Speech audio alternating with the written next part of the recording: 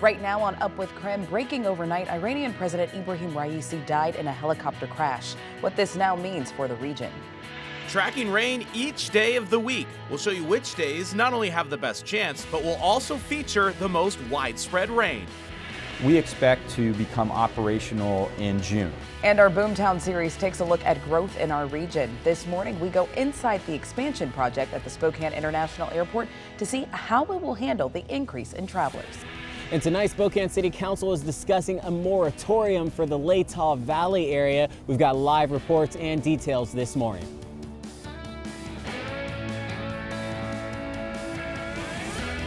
Up with KREM begins now.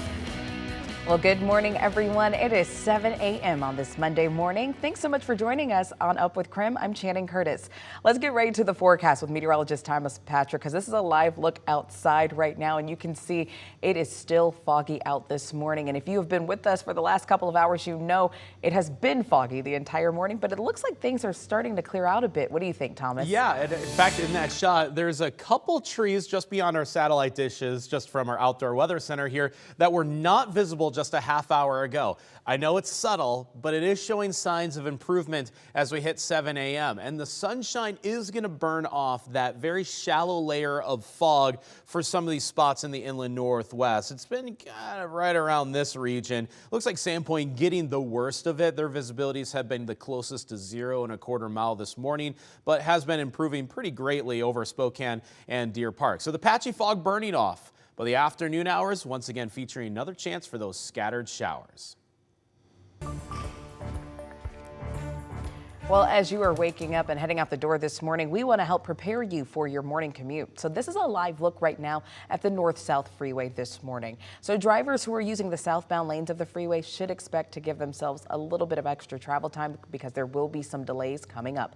That's because WashDOT will close the southbound lanes between the Freya Street interchange and Wellesley Avenue interchange, all to survey and restripe the road.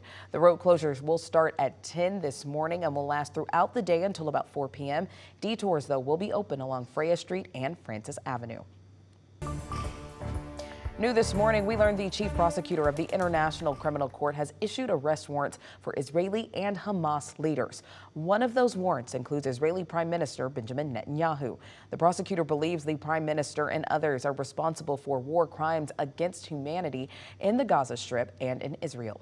Now, this comes as Iranian president and several other top Iran officials died in a helicopter crash in a mountainous region of the country. CBS's Naomi Ruckham has more on what this means for an already restless time in the Middle East. In the foggy mountains of northwestern Iran, rescue crews have found the body of Iranian President Ebrahim Raisi after his helicopter crashed near the Azerbaijan border. The aircraft was part of a convoy of 3 helicopters when it made what officials describe as a hard landing, also killing the nation's foreign minister. This video shows the leaders on board, where they had been visiting a dam project earlier in the day.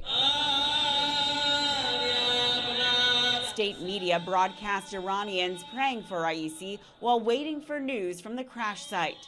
But by many accounts, he was an extremely divisive president, elected in the lowest turnout in the country's history. Raisi was also known as a conservative hardliner who oversaw a violent crackdown on dissent. I think President Raisi has more blood on his hands than any other official of the Islamic Republic. The implications of the crash reach far beyond Iran's borders, as the Middle East sits on the verge of catastrophe amid the war between Israel and Hamas. Just last month, under Raisi's leadership, Iran launched an unprecedented drone and missile attack on Israel. Raisi was also quite close to Iran's supreme leader Ayatollah Khamenei, who is now 85 years old, and many viewed Raisi as a possible successor. Under the Iranian law, the country's first vice president will now take over. A new election is expected within 50 days. Well, this morning we are following developing news out of Snoqualmie Pass after a plane was reported missing. An air search is now taking place. Now, we've been told that the pilot left Arlington Municipal Airport and was heading to Ephrata. The pilot's wife reported that he did not arrive.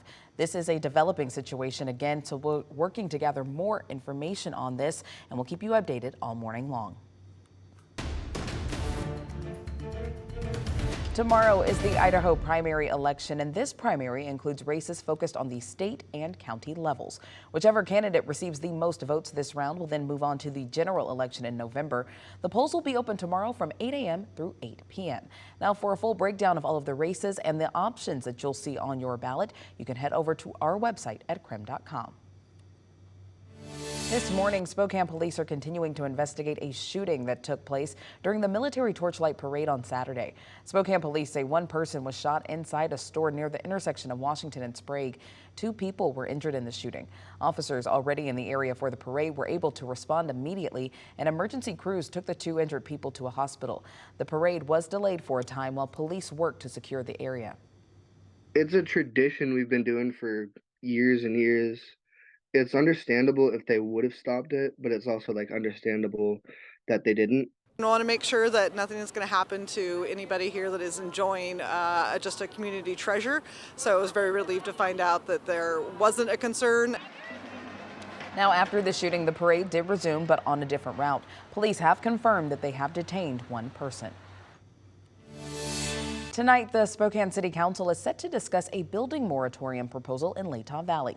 So this morning, our Brandon T. Jones is joining us live from City Hall with the latest. So Brandon, can you tell us more about the background on this situation and what led to this discussion that's coming up tonight?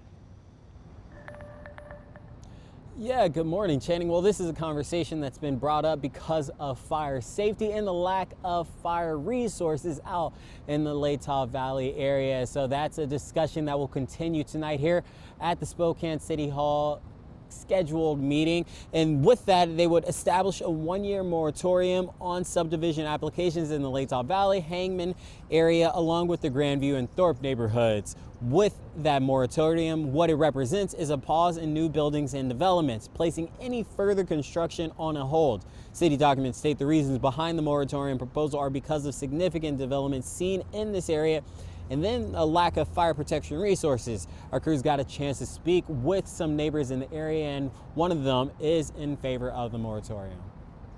In that time, develop a plan, get your funding, define your plan, get things started. 6 years down the road, we might get a fire department is not good enough.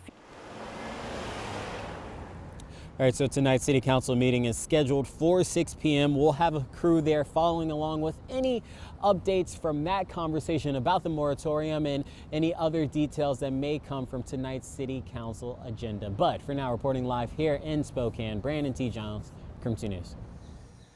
Just past 7 o'clock, and if you are just waking up with us, I think you missed the worst of the cold weather and the fog. You can tell that the sunshine has now burned off a lot of that fog from our South Hill studios in Spokane. In fact, it's all blue skies to my west, but I'm still seeing a little layer of fog off to the east. But that going away quickly. So we're going to transition back into just tracking rainfall every single day this week. And yes, the best chances for rain are going to be later in the day Tuesday and on Wednesday. Those will be easily our coldest days of the week as well. But aside from the fog, also chilly, especially in our northern areas where our current temperatures are still at about the freezing mark where these frost advisories have been issued. But looks like the worst of the cold weather and the fog starting to depart, and we'll show you when those scattered showers will be popping up later on today. That's in my full forecast in about 10 minutes or so.